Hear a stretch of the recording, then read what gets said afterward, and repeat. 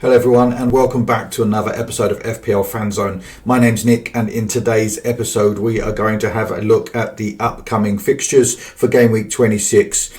Teams with good fixture runs. We're going to look at some midfield and forward options for those that are looking to plan now towards Gameweek 29. We're going to look at some of the tough choices this week. Assistant manager, there's no real standout.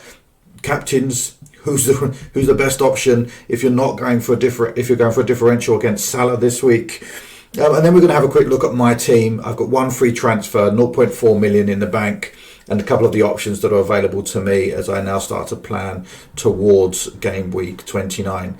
So if you like this video, please don't forget to hit the like button. If you're new around here, hit the subscribe button. We just hit 350 subscribers for the season, which is amazing. Thank you very, very much. But without further ado, let's get started.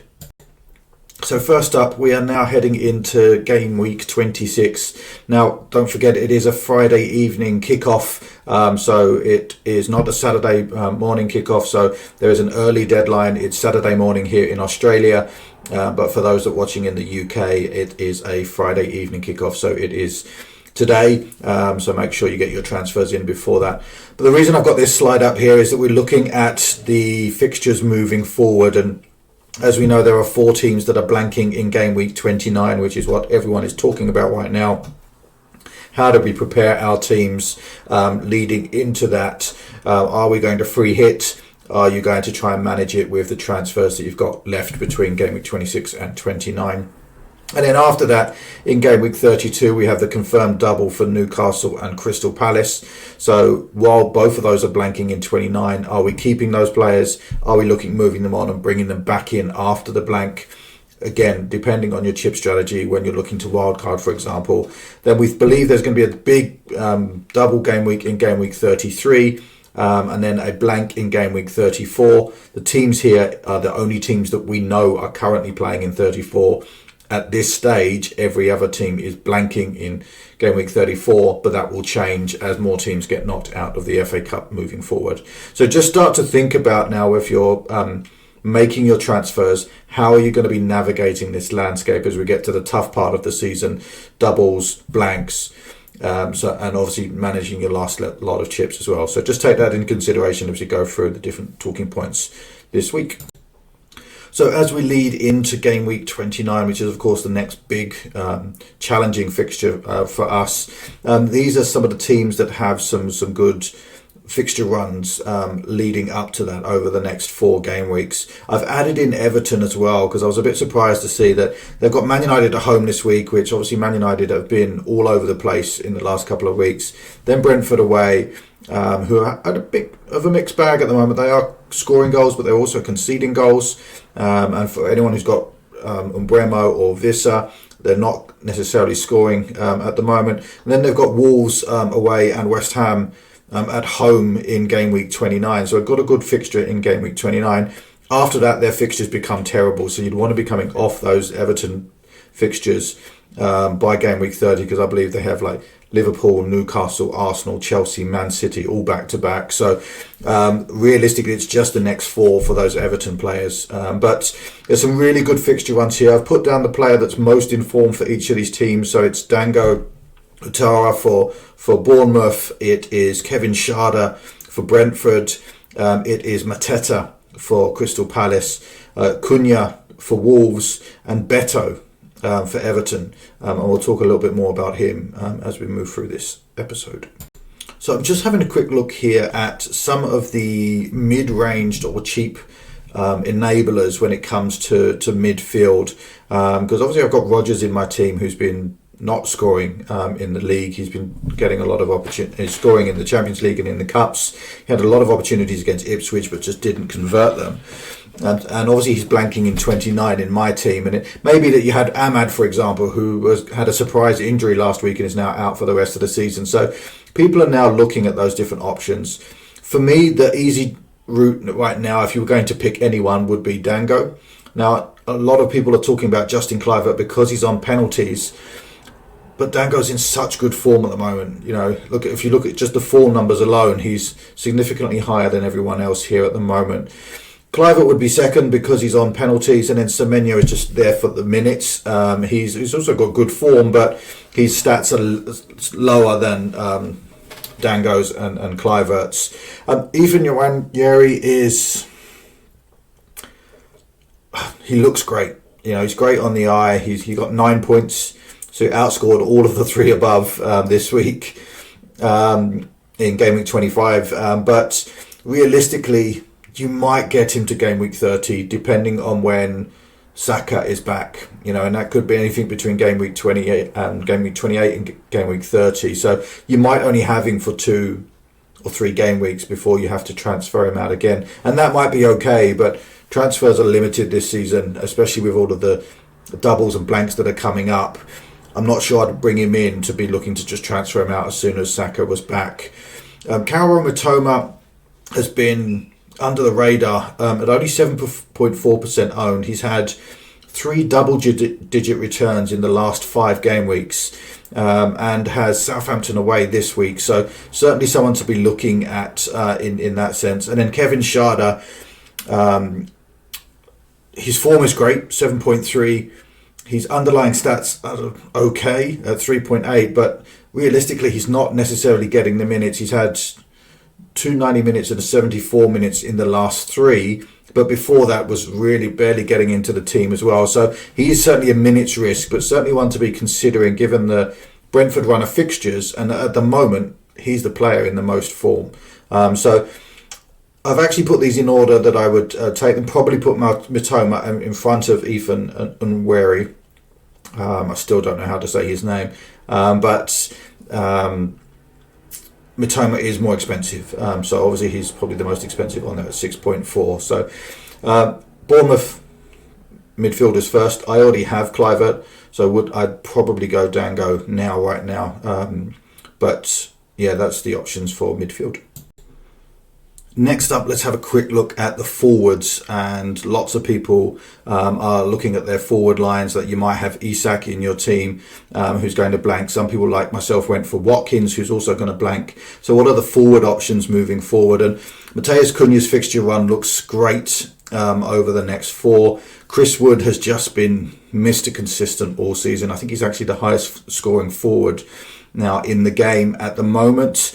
Jean-Philippe Mateta, at only 8.6% owned, he's in a really good run of form at the moment. He's got good underlying stats and is getting goals. Crystal Palace, despite the loss last week, have had a really good run of results recently.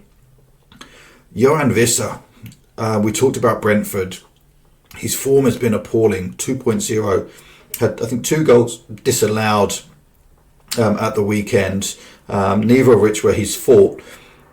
His underlying stats look amazing. He's 12.4% owned, only 6.3 million, but he's just not getting the goals at the moment. He's getting the opportunities, he's getting the shots, he's just not converting.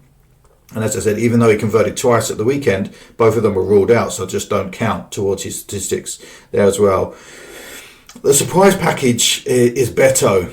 Obviously, Ndiaye got injured, Calvert-Lewin is injured, so he's good for minutes right now, and he's on great form at 7.8. Second highest form in terms of the strikers at the moment, even more than Haaland, but slightly less than Chris Wood. Good run of fixtures as we just talked about for the next 4, but from game week 30 onwards, those fixtures are terrible. At 4.9 million, he's an absolute bargain at this stage at the moment, and only 3.1% owned, so massive differential. But realistically, again, as you'll be bringing him in for 3 weeks, because then the fixtures after that get incredibly tougher for Everton. And then lastly, Marmoush obviously got the hat-trick in game week 25, which helps with his form. Obviously 17 points at the weekend, 7.1, so he's gone up in price this week. City fixtures do start to get a little bit easier from game week 29, and a lot of people that are free hitting in that week will be bringing in City players.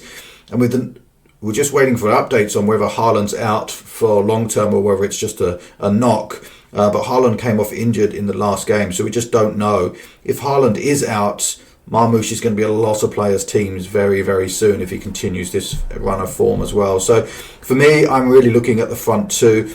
I would love to look at Mateta because these fixtures before and after Game week 29 looked great, but I've already got a headache with too many players blanking in 29, so I certainly can't bring in Mateta at the moment, because Crystal Palace would just be another one that's blanking in that as well. So let me know in the comments below. Are you looking at any of these strikers? Is there any others that are on your mind that I've maybe forgotten or gone under my radar? Next up, assistant manager. And the last 2 weeks it was kind of easy. You either went for Slot, who had 2 double game weeks, and you didn't have to transfer him for the first 2 weeks of the transfer of the chip, or you went Moyes in game week 1 and Emery in game week 2. So you chased the table bonus. Now both the table bonuses worked, but obviously Emery drew against Ipswich, especially against 10 men Ipswich, which was really, really disappointing. Otherwise, it could have been a massive swing by going for the Moyes-Emery route. In the end, it worked out about 8 points difference if you went down the Moyes-Emery route versus just staying with Slots. But there were some big table bonus wins. Obviously, Hertzler got a 3-0 win against Chelsea, which was a table bonus. So I think he got 21 points last week. So the table bonus is real. Obviously, Moyes and Emery both got draws against Liverpool, which gave them more points than Slots in each week. This week, though, I'm not as convinced as to whether or not I'm going to chase table bonus. The reason I did it on the last 2 weeks is because it felt like there was a banker in the first game and then chasing table bonus in the second game. And that worked out on both occasions. Obviously with Villa not getting... If Villa had beaten Ipswich as everyone expected, the gulf would have been significantly bigger. But it wasn't to be on that. So there is, of course, the concern that we all assumed that Villa would beat Ipswich, and that didn't happen.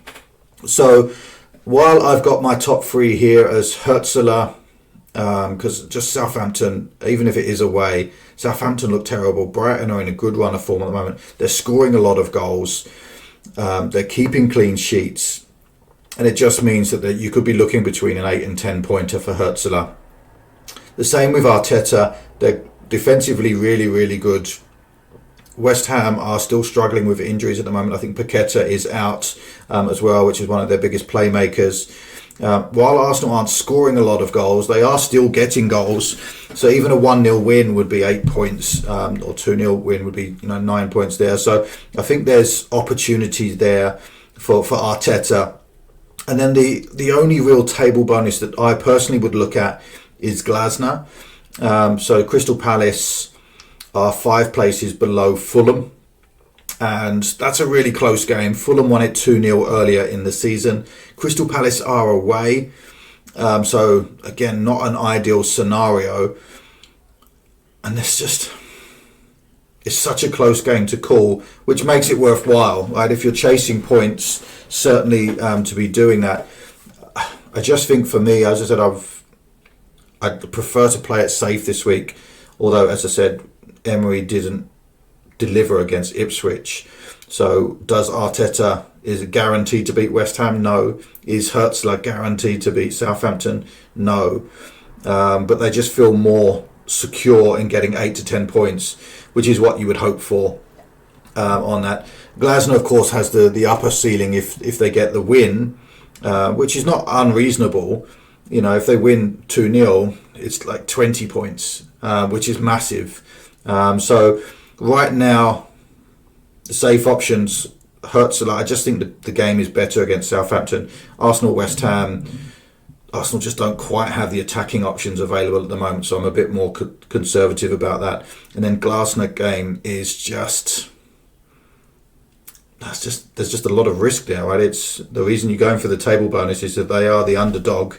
It's not such a massive underdog on this one, so you could still get the table bonus, the extra 5 points for the draw, or the 10 points for the win. So it is there, but they could just as easily as lose that, game. If they lose it 1-0, he gets 0 points, and then it just feels like a bit of a waste of the final week. So for me, while I've had a good run so far, I'm thinking more going the safer option of either Hertzler or Arteta.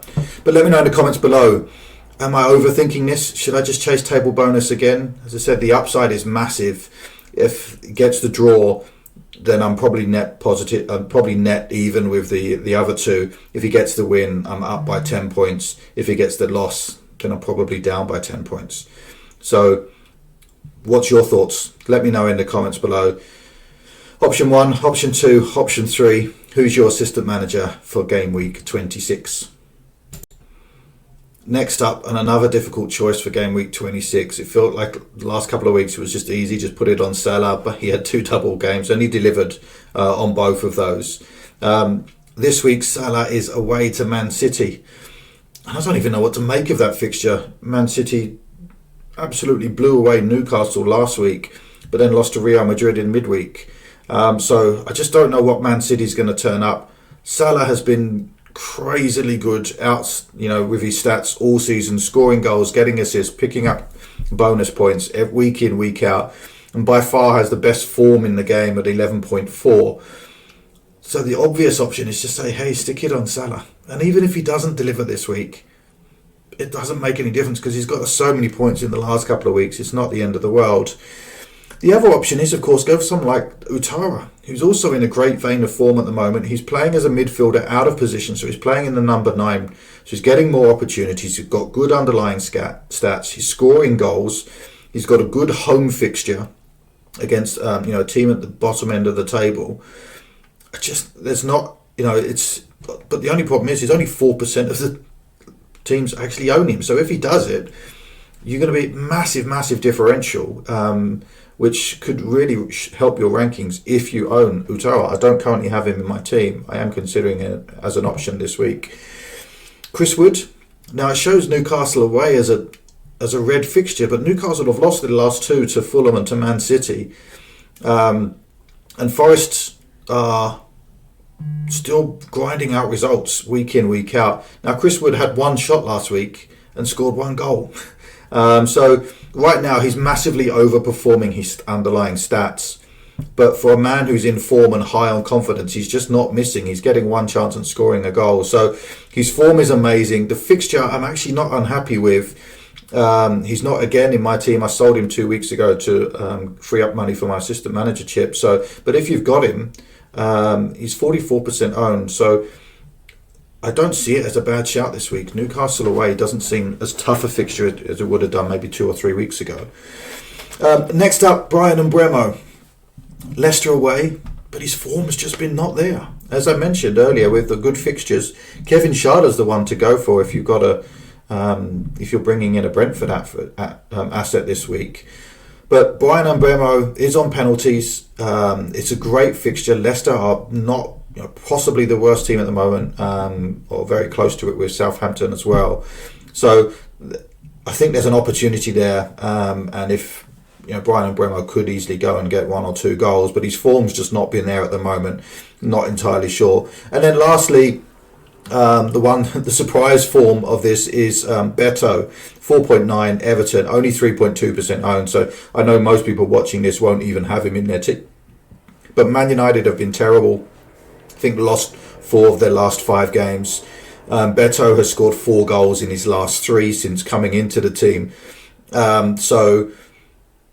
Again, a player that's in form against a poor team is a great option. Realistically, I mean, you could look at Isak, but it's against the Nottingham Forest defence. You could look at Haaland, but it's against the Liverpool defence. You look at Palmer, who's just been completely out of form as of Chelsea against Aston Villa. None of them look like great fixtures or great players in form. So the captain's choice is difficult this week. Realistically, I only own 2 players on this list, so Salah or Umbremo. And if I'm going on form, I'd probably just take Salah and just go. I just can't really pick any other reason to go anywhere else at the moment. If I had Utara, I'd probably consider it as a shout this week, just because they're in a great run of form.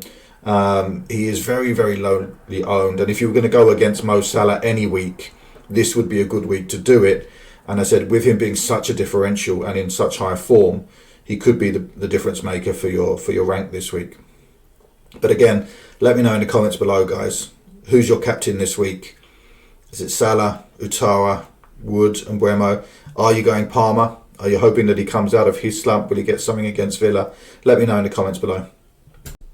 Okay, just before we get into looking at my team and my decisions for game week 26 deadline, I'd like to take just a quick moment to say massive thank you. We're on a huge hype train at the moment. Just broke 350 subscribers. I think in the last video I was just talking about breaking 300. So a really good week in terms of getting those subscribers on. If you're new to the channel, please do hit that button. Hit the notification bell. There'll be videos out every week. There'll be updates on chip strategy. Any updates on fixture changes for doubles and blanks, and also just hit the like button, hit a comment, let me know below what you like. If there's any questions you have, I'll get back to you as quickly as I can. But again, thanks very much. Let's get on with this. So game week 25 was my 8th green arrow in a row, coming from nearly 3 million in the rankings in game week 17. I think it was 3.2. I'm now into the top million for the first time, I think, since game week 1. So finally in the top million. Obviously my end goal is to finish in the top 100k like last season, but a 290k rank rise this week was massive.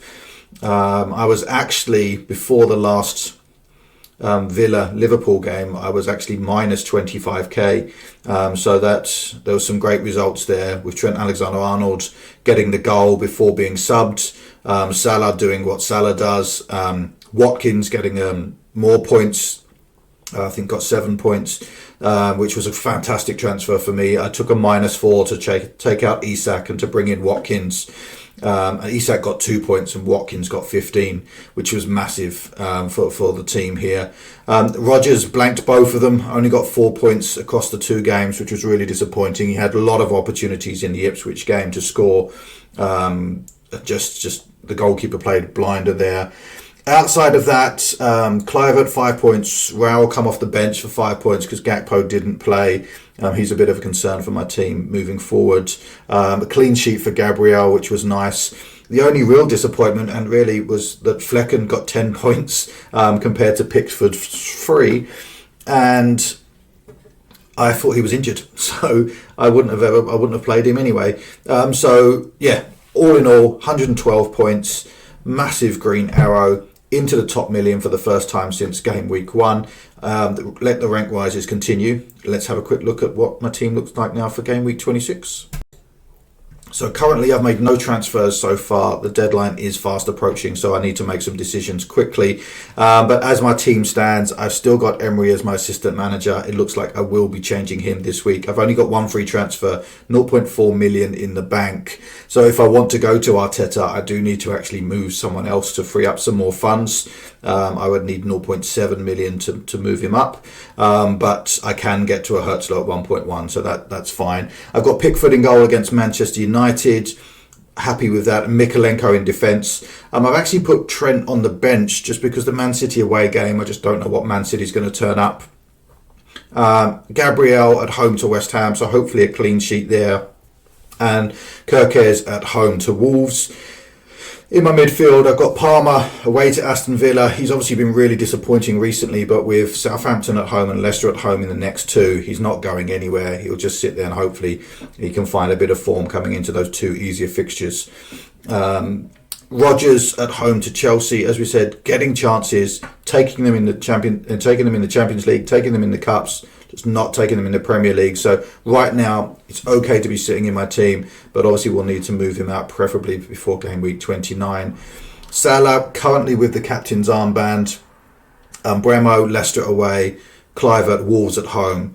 And then up front, I've got Raul Jimenez against Crystal Palace at home, and then Watkins with Chelsea at home.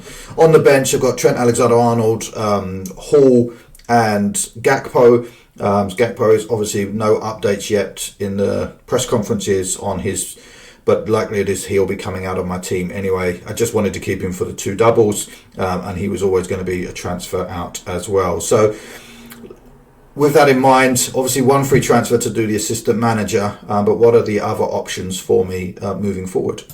So as I mentioned, one of the things that I think about now when I make any transfers is how do I manage game week 29? Now obviously there is the easy option of just free hitting in game week 29, but looking at my chip strategy, I'm looking at free hitting in potentially game week 34 when there's a bigger blank and it's going to be much harder to navigate. So for me, Right now, I've got 6 players that blank in game week 29.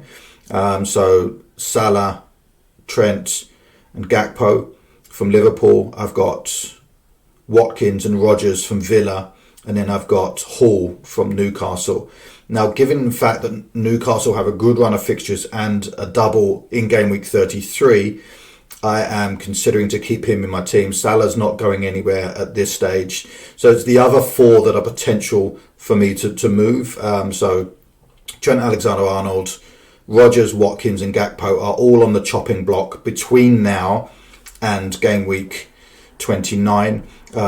Liverpool play Southampton in game week 28, so likely it is I don't really want to drop any of their players. Obviously, if Gakpo is injured, he's the easiest one to move out. His price is scheduled to drop today, so he is something that I am looking at moving on.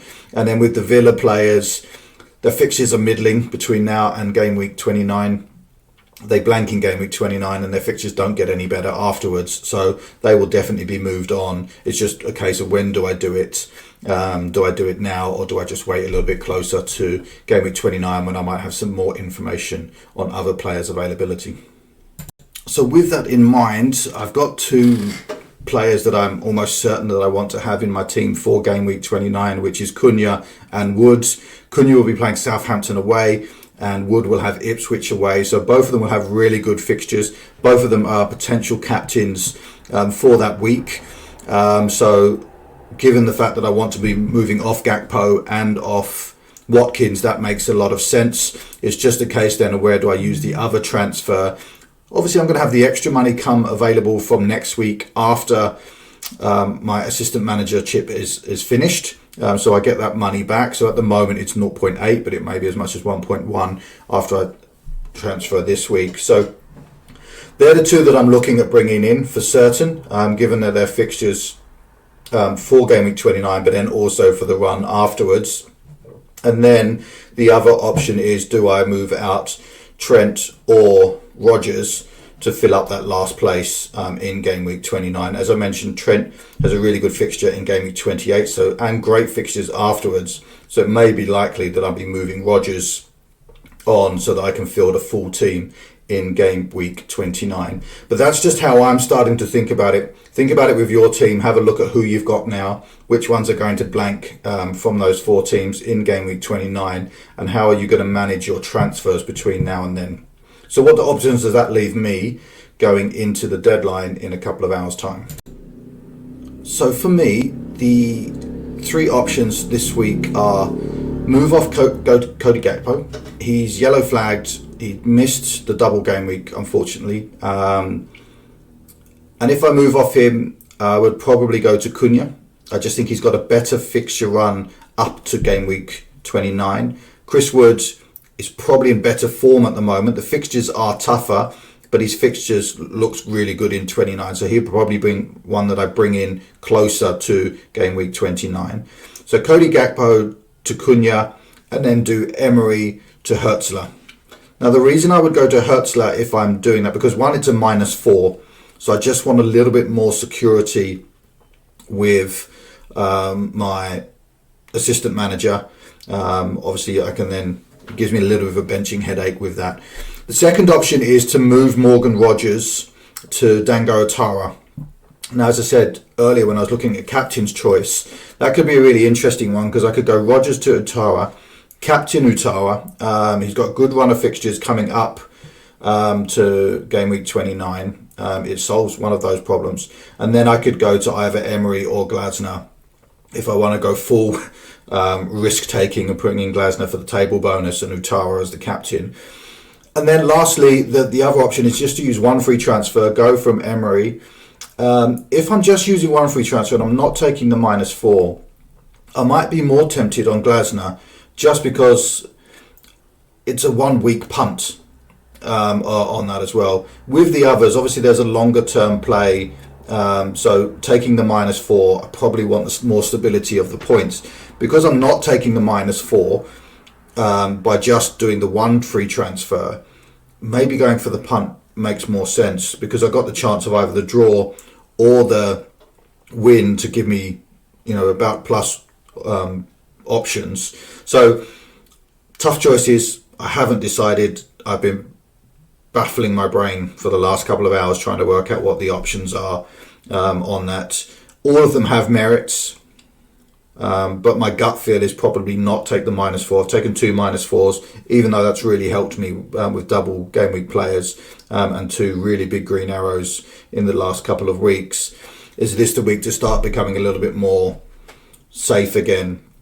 But the other 2 options obviously do give me a little bit more flexibility towards game week 29. So let me know in the comments below what should I do, guys, because I'm really struggling with this one. All of them, as I say, have really good benefits. But the choice of captain, the choice of assistant manager are difficult choices this week. So I'm going to give myself a little bit more time before the deadline to make that final decision. So once again, everyone, if you've got this far into the video, surely you owe me a like by now, even just by default. Hit subscribe if you are new around here. As I said, we are on the road now to 500 subscribers by the end of the season.